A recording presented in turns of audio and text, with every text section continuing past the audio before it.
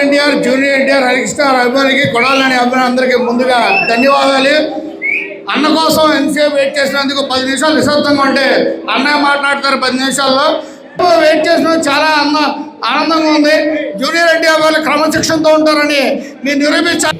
పద్ధతులు కానీ ఆ పార్టీ ఆ కుటుంబానికి చేసినటువంటి ద్రోహం వల్ల కాంగ్రెస్ పార్టీ శాసనసభ్యత్వానికి పార్లమెంట్ సభ్యత్వానికి రాజీనామా చేసి కాంగ్రెస్ పార్టీ నుంచి బయటికి వెళ్ళి ఒక రాజకీయ పార్టీ స్థాపించి మన ముందుకు రావటం, ప్రతిపక్ష నేతగా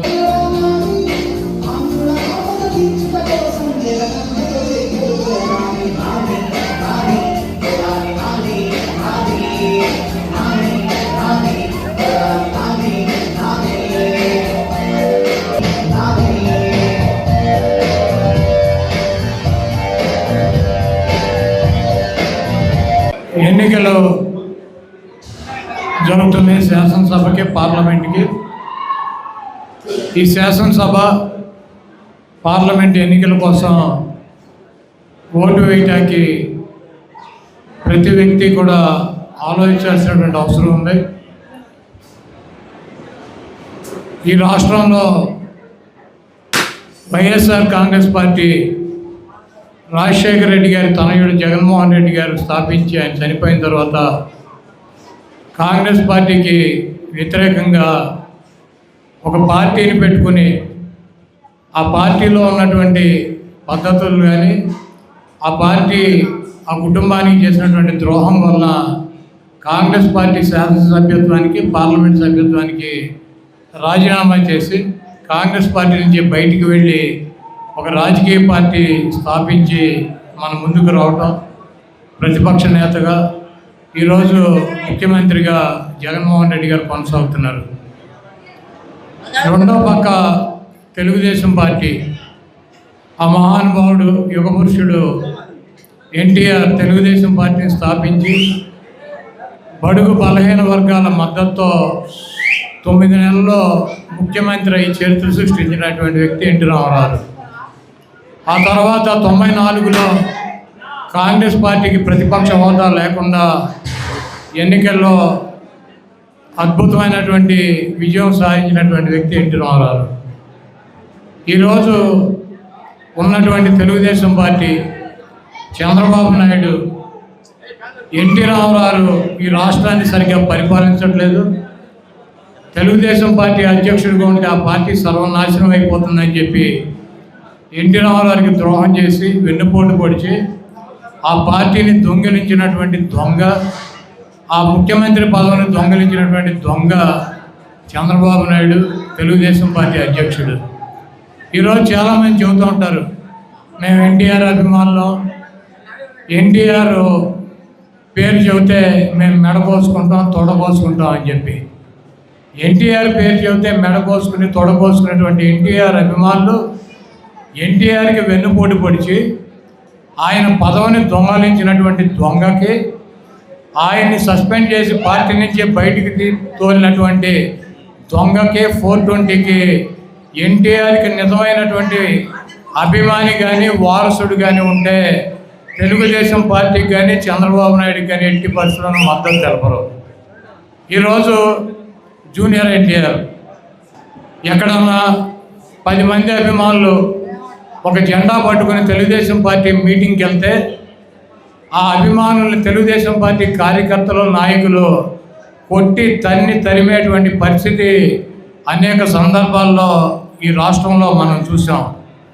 అయితే ఎక్కడా కూడా ఇది తప్పని కానీ, ఎన్టీఆర్ అభిమానుల మీద దాడి చేయొద్దని కానీ, ఎన్టీఆర్ బొమ్మ చూపించినా జెండా చూపించినా ఏమనొద్దు, అతను మన కుటుంబ సభ్యుడని కానీ ఎక్కడ చంద్రబాబు కానీ లోకేష్ కానీ ఒక మాట కూడా మాట్లాడినటువంటి పరిస్థితి ఈ రాష్ట్రంలో ఉంది.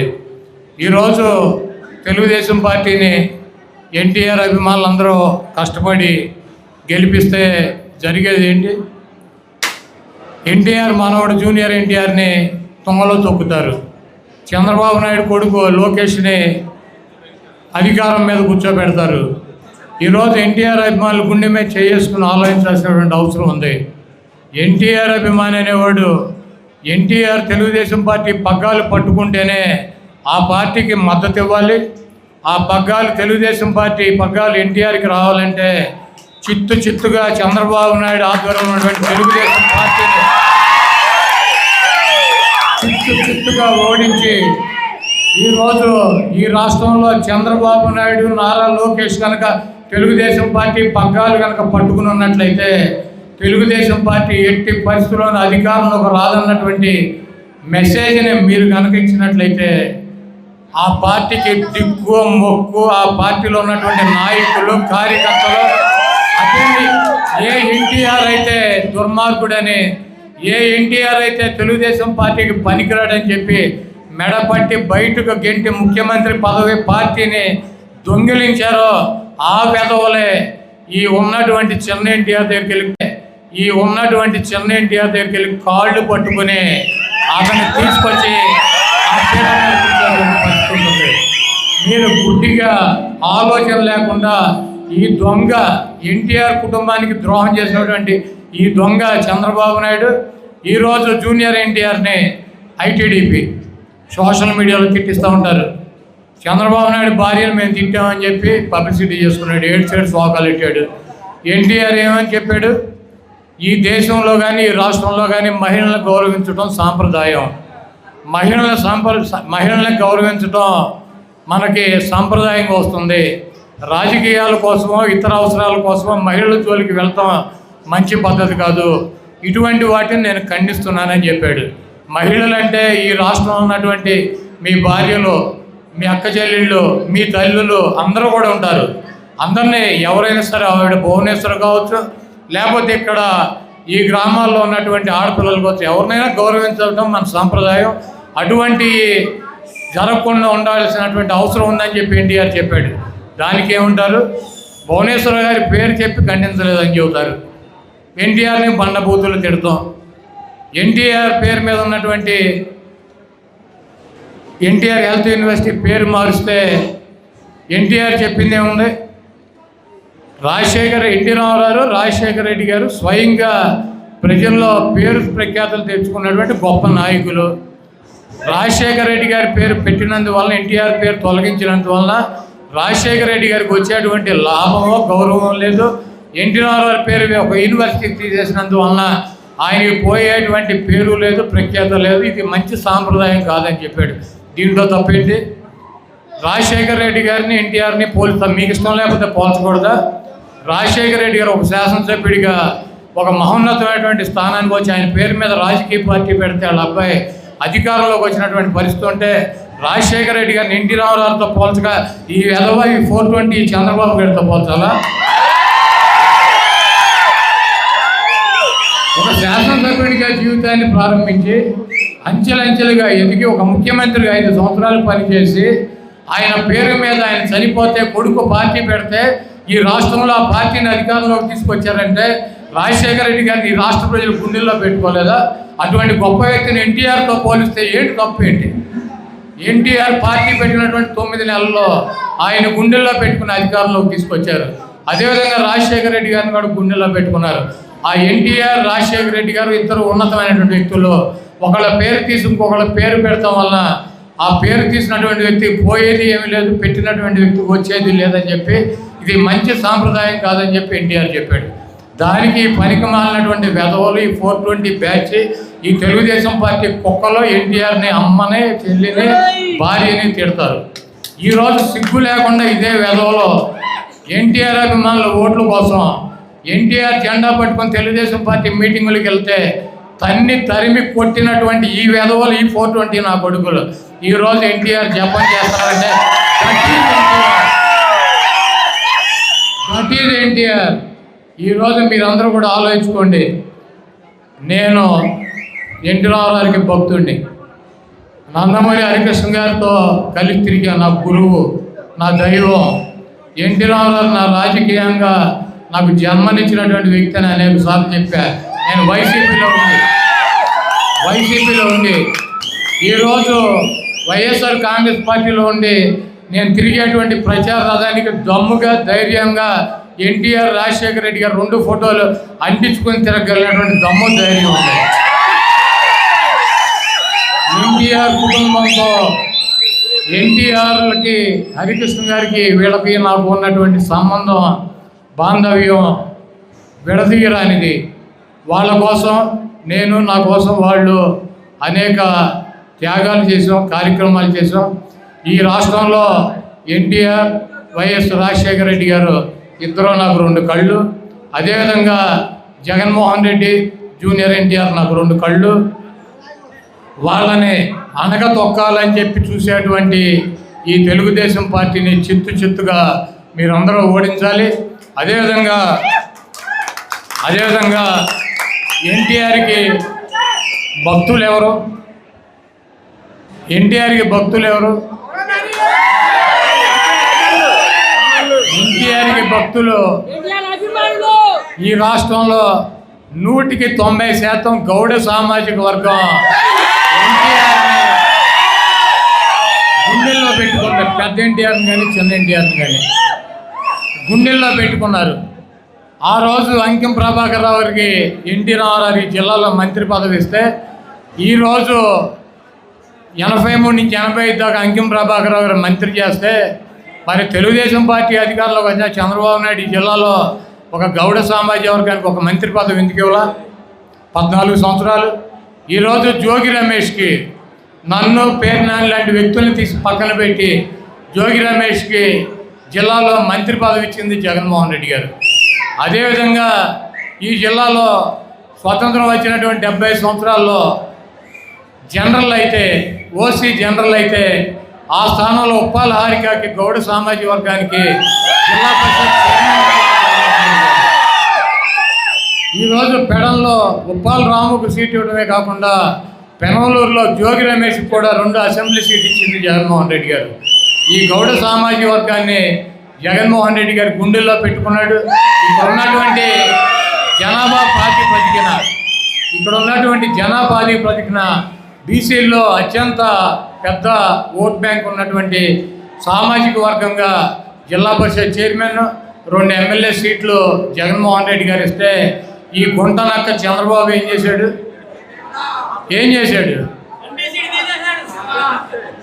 పెడల్లో ఉన్నటువంటి సీటు ఉంచాడు. ఎంపీ కొనగల నారాయణ గారిని తీసేసాడు. దేనికి తీసాడు? అవినీతి పరుడా? కులబలం లేనటువంటి వ్యక్తి తీసుకున్నాడు.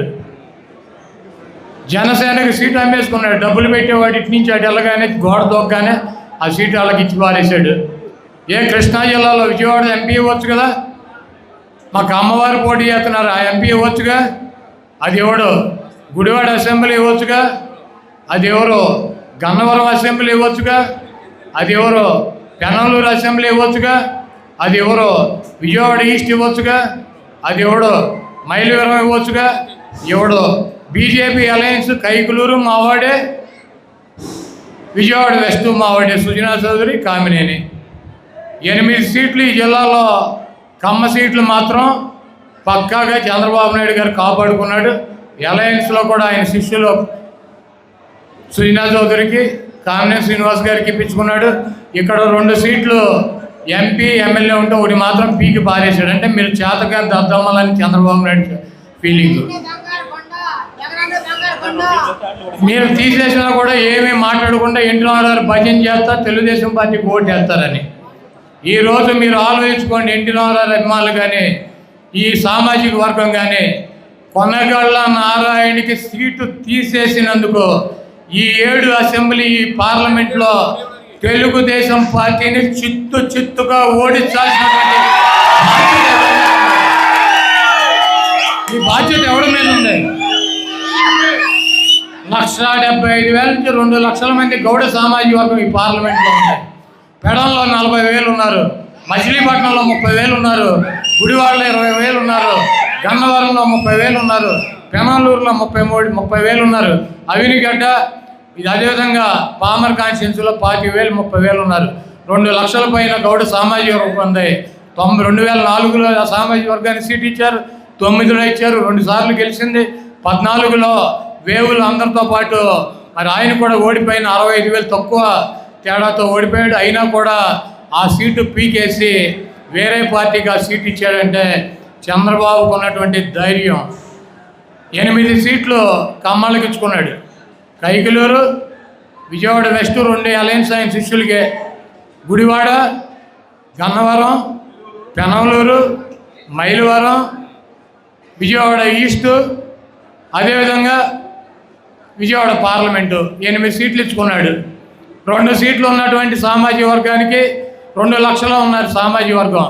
ఈ పార్లమెంట్లో కమ్మాళ్ళు ఎంతమంది ఉన్నారో తెలుసా? 85,000 మంది ఉన్నారు. వాళ్ళకి మాత్రం 3 సీట్లు 4 సీట్లు ఇచ్చుకున్నాడు. 2 లక్షలు ఉన్నటువంటి సామాజిక వర్గానికి 2 సీట్లు 1 సీటు పీకేశాడు.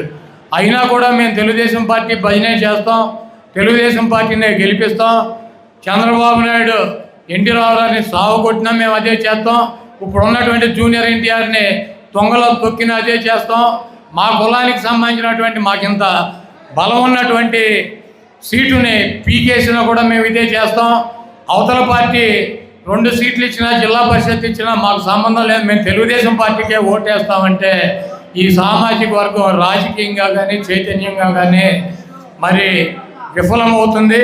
తప్పకుండా మీ గౌడ సామాజిక వర్గ పౌరుషాన్ని ఈ ఎన్నికల్లో చూపించి ఈ పార్లమెంటులో ఉన్నటువంటి 7 అసెంబ్లీలని చిత్తుగా ఓడించి గౌతు లచ్చన్న గారు చూపించినటువంటి పౌరుషాన్ని, గౌతు లచ్చన్న గారి బొమ్మ పెట్టుకోవటం కాదు, ఆయన చూపించినటువంటి సిద్ధాంతం. స్వతంత్ర పార్టీలో జనతా పార్టీలో పనిచేశాడు, అధికారం ఉన్నటువంటి పార్టీలో పనిచేయాల. ఎక్కడో ఈ సామాజిక వర్గం లేనటువంటి శ్రీకాకుళం జిల్లా వెళ్ళి పార్లమెంటు సభ్యుడిగా శాసనసభ్యుడిగా గెలిచాడు. 50 సంవత్సరాలు ఆయన కుటుంబం అక్కడ అధికారంలో ఉందంటే ప్రతిపక్ష పార్టీల్లో కూడా ఉండి వాళ్ళు అక్కడ గెలవడం జరిగిందంటే అక్కడ వాళ్ళు ప్రజలతో ఉన్నటువంటి విధానం కానీ ప్రజల సమస్యల పట్ల వాళ్ళు చూపించినటువంటి వీటన్నీ కూడా కారణం. తప్పకుండా మనందరం కూడా ఎన్టీఆర్ అభిమానులు అనుకున్నటువంటి మీరు కానీ ఈ సామాజిక వర్గం కానీ రేపు జరగబోయే ఎన్నికల్లో కొంతమంది మేము తెలుగుదేశం మేము మొదటి నుంచి తెలుగుదేశం అంటారు. ప్రతి వ్యక్తి కూడా మీ కుటుంబాల్లో కానీ మీ ప్రాంతాల్లో కానీ వెళ్ళి తెలుగుదేశం పార్టీని ఎందుకు ఓడించాలి, తెలుగుదేశం పార్టీ ఈ సామాజిక వర్గాన్ని ఏ రకంగా నిర్లక్ష్యం చేసింది, వైఎస్ఆర్ కాంగ్రెస్ పార్టీ ఈ సామాజిక వర్గానికి ఏ రకమైనటువంటి ప్రాధాన్యత ఇచ్చింది, బీసీలు ఒక గౌడ సామాజిక వర్గమే కాదు, యాదవ సామాజిక వర్గం, పల్లికారులు కావచ్చు, ఫిషర్మెన్ కమ్యూనిటీలు, అనేక చిన్న బీసీ సామాజిక వర్గాలకు కూడా అధిక ప్రాధాన్యత ఇచ్చి అధిక సీట్లు ఇచ్చి కార్పొరేషన్లు పెట్టి ఎమ్మెల్సీలకు పంపించి ఈ జిల్లాలో మేయర్లుగా చైర్మన్లుగా అనేక అవకాశాలు కల్పించినటువంటి పార్టీ వైఎస్ఆర్ కాంగ్రెస్ పార్టీ. బలహీన వర్గాలనే జగన్మోహన్ రెడ్డి గారు దమ్ముగా నా ఎస్సీ, నా ఎస్టీ, నా మైనార్టీ, నా బీసీ అని చెప్పగలిగినటువంటి దమ్ము ఉన్నటువంటి నాయకుడు ఈ రాష్ట్రంలో కానీ ఈ దేశంలో కానీ మిమ్మల్ని నమ్ముకొని అవతల పక్క ఎంతమంది కలిసి వచ్చినా ధైర్యంగా ముందుకెళ్తున్నాడు. మీ అందరూ కూడా జగన్మోహన్ రెడ్డి గారికి మాకు మద్దతు తెలపాలని చెప్పి మీ ఎన్టీఆర్కి వైఎస్ఆర్ కాంగ్రెస్ పార్టీలో ఎటువంటి లోటుపాట్లు ఉండవని చెప్పి అతన్ని ఒక విఐపిగానే మేము ట్రీట్ చేస్తామని చెప్పి జూనియర్ ఎన్టీఆర్ పట్ల కానీ హరికృష్ణ గారి పట్ల కానీ పెద్ద ఎన్టీఆర్ పట్ల కానీ నాకు కానీ జగన్మోహన్ రెడ్డి గారికి అమితమైనటువంటి ప్రేమానురాగాలు ఉన్నాయి.